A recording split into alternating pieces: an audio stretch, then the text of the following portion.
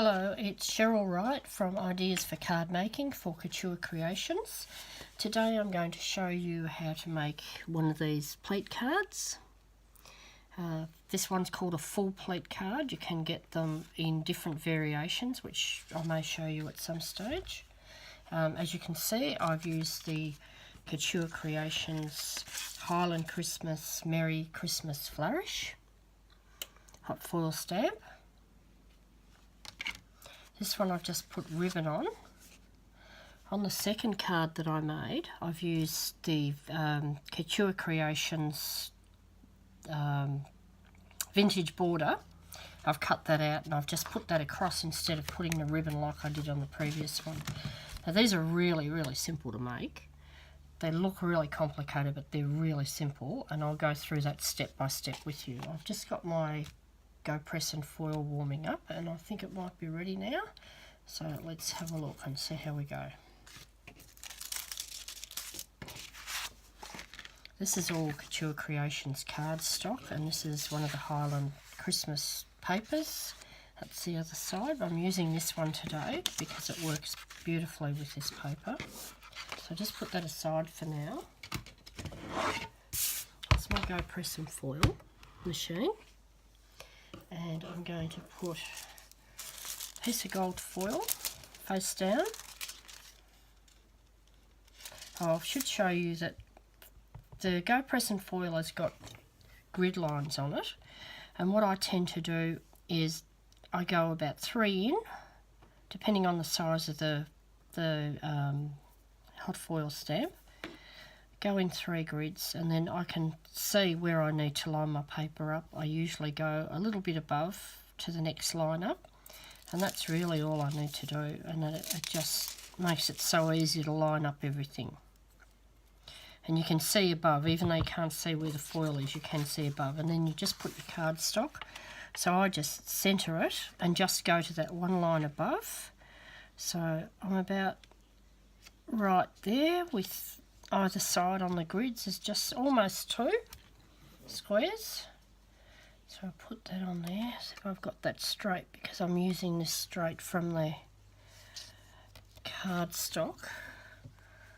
Put that down there. I find with my die cutting machine, I don't need to put any shim on it. Some people do. I may find with this one that I do. I won't know until I run it through.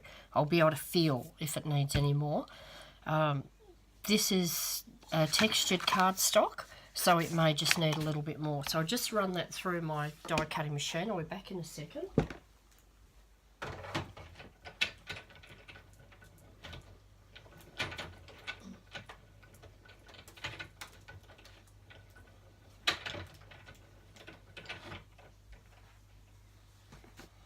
Now that felt okay, so I'm hoping that it's going to work, because this is the last piece of this cardstock that I've got. Now that looks perfectly fine.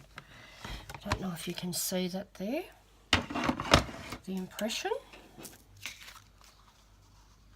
Okay, I'll pull that off.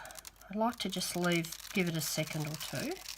Now that might be a bit hard for you to see with the reflection. I can't really see. I think that's okay. I think you can see that. Okay, so that's what you have left. You can actually use that. One of the things that I've done in the past, excuse me, is I put that piece on the cardstock. I put my metal shim, the thin metal shim, not the adapter plate, but the thin metal shim. It's not much good on something that colour. But if you put it on white, for instance, you can actually see a bit better. You can see the colour through it. And just put it on your thin metal shim, put some cardstock under. You'll have to put it underneath that. And let it get really hot. And then run it through your die cutting machine. And that will fuse that to your cardstock. And then you can put something top and bottom if you want to do. I have actually done that. I haven't got a sample right here, I don't think. No, I haven't got anything that I can... Oh yeah, here's one. Okay, so that's one that I've done that with. That was an embossing folder, and that was the leftover piece, and then I just fused it onto a piece of cardstock. So that's another way to use up your foils, your leftover foils. Alright, let's get back to this card. So what I'm going to do next is I've got this piece of the paper. I'll put this bit aside. Get out my scoreboard. Now this takes quite a bit of, not a lot of scoring, but it does take some scoring. But you just need to make sure you get in the right place, because if you don't score correctly and don't cut correctly, these pieces coming down and in the middle are not going to line up. Now I had that happen.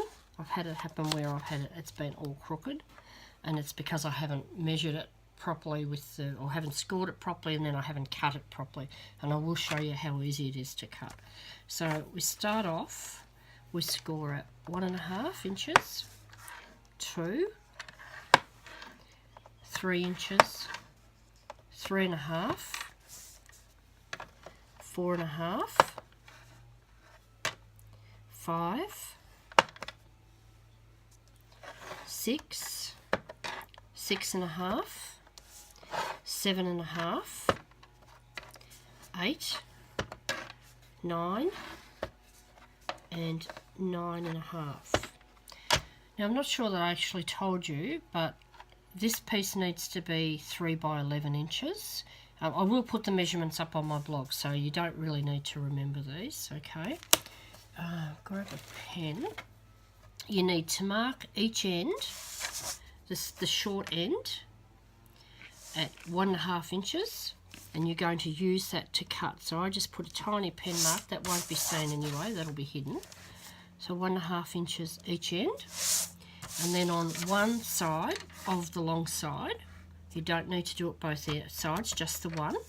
You're going to mark at 5 inches, which is on one of those score lines, and at 6 inches.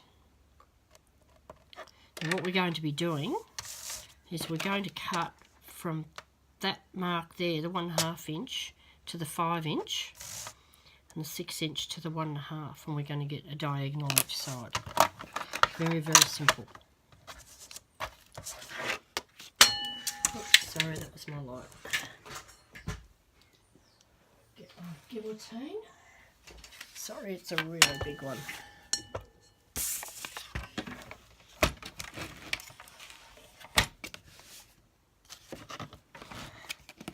Now we've got to go. I just want to make sure you can see what I'm doing. Yep. So there's your 1.5 mark there. Where's your 5? There's the 5. I haven't marked that very dark. I'm going to do that a bit darker. I'll cut the wrong one. So from 1.5 to 5.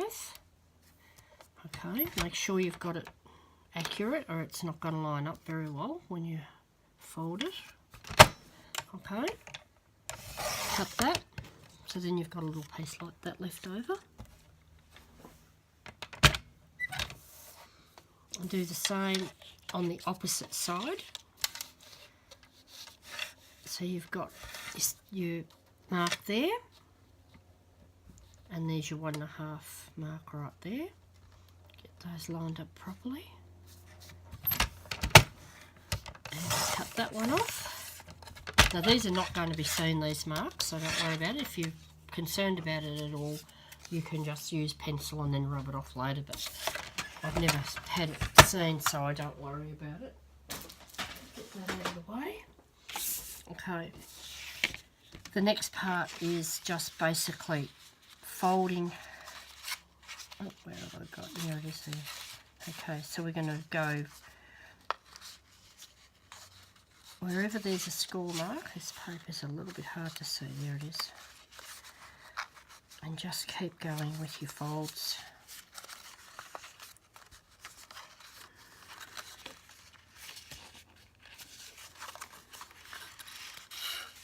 Sorry, I didn't realise I was off camera there. Sorry about that. Okay, so then get your bone folder and give that a really good burnishing. Oh, there's one more there. Okay, get that. And that. That's going to be your middle. So we'll burnish that. Now see how these two pieces line up? can you see that, or have I got that off camera? Oh, you can see. Okay. So those two pieces have to line up. If you haven't got those lined up, then you haven't folded it correctly, or you haven't cut it or scored it. So we do the same on the other side with the folds. Starting there. Oh, that one's in the wrong spot. Where am I? There we go.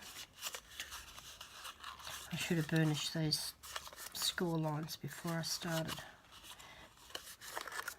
Okay. Right, so make sure everything is well burnished, because this has got to sit flat on here. This is what we're going to be doing. We're going to be putting line that bottom piece up with the bottom of your cardstock. So if you've got if yours is bigger, I've got mine slightly smaller than the main cardstock. Try and get it centered as best you can when you're putting it on. Now what I normally do is I just go along with, if I can find it, just my tape runner. But I have found, and I don't know whether it's the heat we're having, or the heat from the heater, I should say, it's been lifting. So what I'm going to do today, because you can't afford to have it come off, I'm just going to put some wet glue on here. This is a really strong adhesive. Now you're going to have to fold these sides over and under. Get them out of the way. Oops, put that off. Alright, you particularly want to make sure the top and the bottom are really well adhered, because you don't want those coming off. Okay, so put that down. I think that's about the centre. Alright, put that down. And what I've done is, because I really don't want that to come up, I'm just going to put some clips on there just to keep that down. I'll hold that there for a second. Oops, sorry.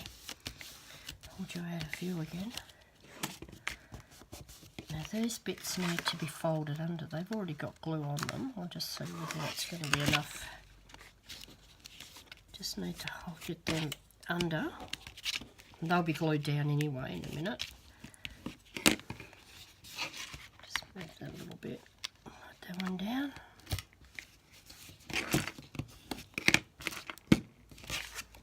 Let's see how this is going. This looks like it's sitting down okay. I'm not sure if you can see that. See how that's fairly flat against there. That's sitting down, not popping off. Okay, so what I'm going to do, just to finish it off, because I've got the gold there, I'm putting some gold ribbon on here. I'm going to put some tape adhesive on there. I want that to sit down.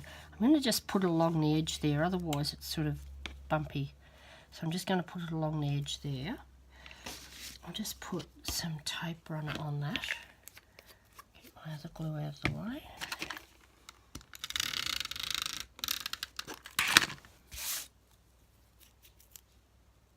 Make sure these folds are sitting down. Okay, so there we go. Put that there. Tape runner on the back.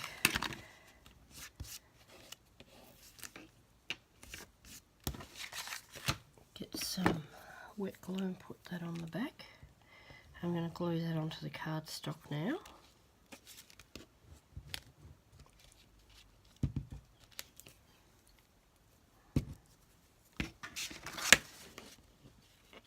Okay.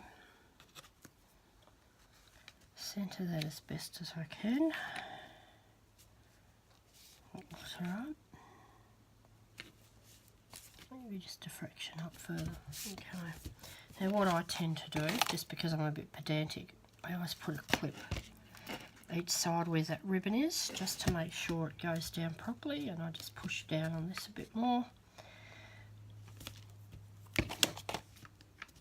Okay. I think that's pretty good actually. And I have got a bow. I have got some glue dots. I forgot to warm up my heat gun, so I'm just using some glue dots today. So I've got a little bow that I'm going to put on that. I just put a couple on there just to make it a bit more secure. Sorry, that's the dog growling at something. Don't know if you can hear. Oh, you'll be able to hear now. Okay, this is your centre. So just put your bow on there.